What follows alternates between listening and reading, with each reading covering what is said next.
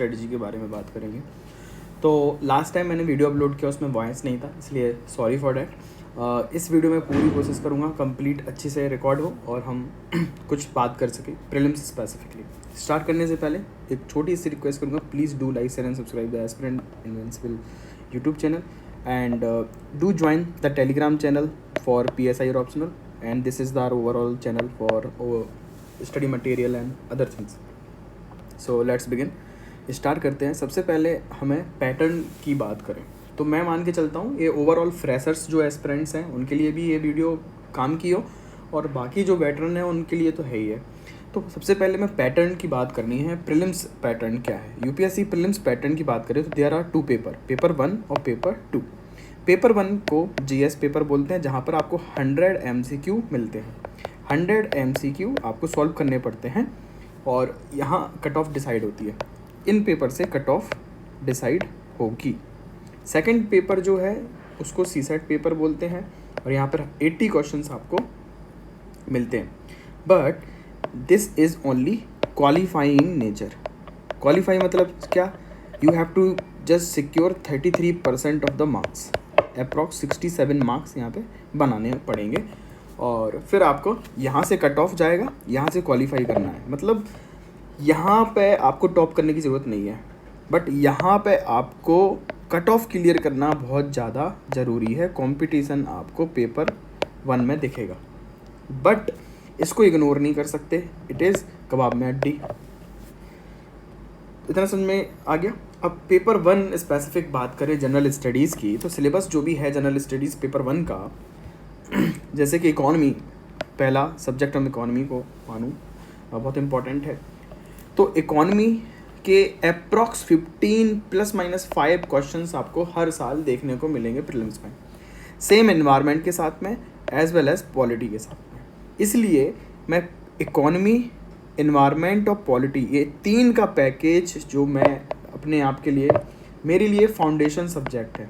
Foundation very very important, you can not skip economy, environment और polity. इसके बाद modern history आपको पढ़नी रहेगी, यहाँ से 10 से 12 क्वेश्चन आपको मिल जाएंगे। ज्योग्राफी पढ़नी रहेगी, वही 10 से 13 question. Art and culture, modern medieval history, ancient history.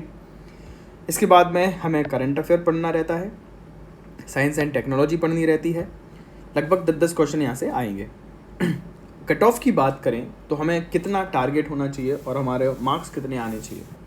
तो कट ऑफ की जो रेंज है लास्ट 4 to 5 ईयर्स में यूपीएससी प्रीलिम्स की, 90 से लेके 110 रेंज आपको टारगेट करना चाहिए कि कम से कम 90 मार्क्स आपके 90 मार्क्स मॉक टेस्ट में आने लगें। जब भी आप मॉक टेस्ट लगाएं तो 90 मार्क्स आपके आने चाहिए। स्टार्टिंग में नहीं आएंगे, स्टार्टिंग में बिल्कुल नहीं आएंगे, लेकिन एक लेवल के बाद में कुछ रिवीजन करने के बाद में आपके मार्क्स 90 आने चाहिए। और 110 मार्क्स अगर आ रहे हैं तो बहुत अच्छी बात है, आप बहुत अच्छे लेवल पे पहुंच चुके हैं। सिंपल। चलिए, तो ये कट ऑफ की बात हो गई। अब बात करते हैं फाउंडेशन सब्जेक्ट को हमें तैयार कैसे करना है। तो मेरे लिए फाउंडेशन सब्जेक्ट हैं इकोनॉमी, एनवायरनमेंट और पॉलिटी, क्योंकि हम सब कुछ नहीं पढ़ सकते हैं, हमें स्मार्ट स्ट्रेटजी करना है, स्मार्ट स्टडी करना है। इसका मतलब सिंपल यही है कि जो कॉस्ट बेनिफिट है, मैक्सिमम बेनिफिट, मैक्सिमम आउटकम जो हमें मिलने वाला है उसको पहले टारगेट किया जाए। इकोनॉमी, एनवायरनमेंट और पॉलिटी, तो ये लगभग यहाँ से 90 से 100 मार्क्स के क्वेश्चन आपको मिल जाएंगे। जितना कट ऑफ हमारा चाहिए, हम नियर पहुँच जाएंगे कट ऑफ के, अगर हमने इन 3 सब्जेक्ट को पकड़ बना लिया। सिंपल है, और इनको टाइम लगेगा लगभग 3 महीने। फिर सेकेंडरी सब्जेक्ट की बात करें, मॉडर्न हिस्ट्री और ज्योग्राफी को मैं मानता हूँ यहाँ से आप 20 क्वेश्चन पक्के मान के चलिए, यहाँ पे मैप स्टडी से लेके मॉडर्न हिस्ट्री और ज्योग्राफी से, और 40 मार्क्स आप यहाँ से मार्क्स में।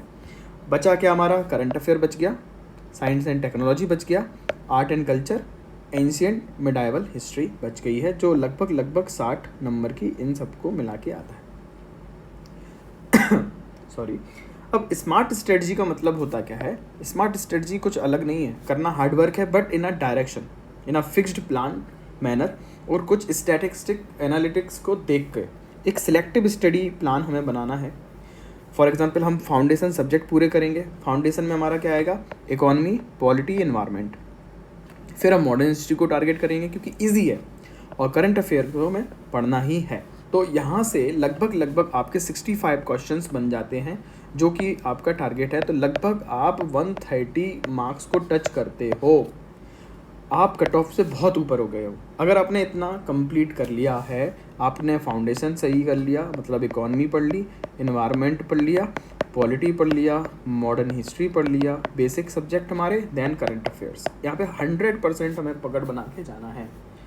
अब इनकी तैयारी का मतलब क्या होता है मैं आपको बताऊंगा। लिमिटेड स्टडी और मैक्सिमम आउटपुट हमें यहाँ से मिलेगा। टाइम वाइज अगर बात करें तो इकोनॉमी, एनवायरनमेंट, पॉलिटी को हमें लगभग 3 महीने देने पड़ेंगे, दिसंबर से लेके फेब तक। नोट्स रेडी हो जाएंगे हमारे, हमें टेस्ट लगा लेना है और प्रीवियस ईयर क्वेश्चन पेपर भी लगा लेना है। नेक्स्ट, मॉडर्न हिस्ट्री और करंट अफेयर हम पूरा महीना देंगे मार्च का, इन 2 चीज़ों पर, modern history, current affair, same notes लगाएंगे, टेस्ट लगाएंगे और PYQ। देन कम्स अप्रैल। तो अप्रैल में हमारा रिवीजन स्टार्ट होना चाहिए और टेस्ट स्टार्ट हो जाएंगे जो हमने नहीं लगाए हैं। और अप्रैल ख़त्म होते होते हमारे फुल लेंथ टेस्ट स्टार्ट हो चुके होंगे और 25 मई को हमारा एग्ज़ाम है। और 25 मई को जब हमारा एग्ज़ाम है प्रीलिम्स का, तो हमें उसके पहले फुल लेंथ कंप्लीट कर लेने चाहिए और इनकी कम से कम 3 रीडिंग हमें करके जानी है, सारे के सारे फुल लेंथ। 20 फुल लेंथ हम लगाएंगे, 20 फुल लेंथ पेपर की बात हो रही है, 20 फुल लेंथ टेस्ट की बात हो रही है और ये कम से कम 3 टाइम्स हमें पढ़ना है बिफोर एग्जामिनेशन। सेकंड पेपर है जो CSAT, एक कबाब में हड्डी है, देखने में बहुत इजी है बट अच्छे लोगों को पसीने ला देता है। इसमें हमें क्वाइंट तैयार करना है, रीजनिंग तैयार करनी रहती है एंड कॉम्प्रहेंशन। इजी टारगेट है रीजनिंग एंड कॉम्प्रहेंशन। किस तरीके से तैयार करें इसका मैं वीडियो अलग से बना दूंगा, बट अभी शॉर्ट में अगर मैं समझाऊं तो सबसे पहले टारगेट है हमारा लास्ट 10 ईयर्स के PYQ, इनके नोट्स बनाने हैं और प्रैक्टिस करना है मैक्सिमम, जितना हो सके उतना प्रैक्टिस करना स्टार्ट कर दीजिए। विजन IAS के टेस्ट सबसे बेस्ट रहते हैं CSAT के रिगार्डिंग, और सबसे इम्पॉर्टेंट तो UPSC पे ही भरोसा करना है और किसी भी इंस्टीट्यूशन पर भरोसा नहीं कर सकते CSAT के लिए, स्पेसिफिक इंग्लिश कॉम्प्रहेंशन के लिए। यहाँ तक क्लियर है? ओके।